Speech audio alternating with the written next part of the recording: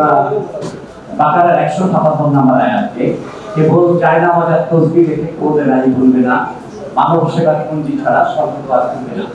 ইসলামকে বিভিন্ন ভাবে ডিসিপ্লিন করা হয়, কিন্তু ইসলামের মূল শিক্ষা কিন্তু আমি মনে করি যে সূরা আল ইমরানের 110 নম্বর আয়াতে বলা হচ্ছে কুনতুম খায়রা উম্মাতিন উখরিজাত লিন-নাস। নাস মানে হিন্দু, বৌদ্ধ, মুসলিম, খ্রিস্টান, বিশ্বাসী, অবিশ্বাসী, নারী, পুরুষ।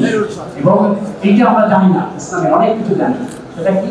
সমস্ত মানব জাতির কল্যাণটাই হলো মুসলমানদের সৃষ্টির উদ্দেশ্য। তা এইটাই আমি আবেদন রাখবো যে আমরা সবাইকে যদি একটা ভালোবাসা দিয়ে, মহব্বত দিয়ে এবং সবার যে অধিকার, আমার যেমন অধিকার আছে, প্রয়োজন আছে, সবারই আছে, সেটা যদি আমরা চিন্তা করি আর এটাই করি, আর যশোরের যদি আমরা কল্যাণ করতে চাই সবাই একসাথে, এটাই আমার দাবি থাকবে এবং উদ্দেশ্য থাকবে।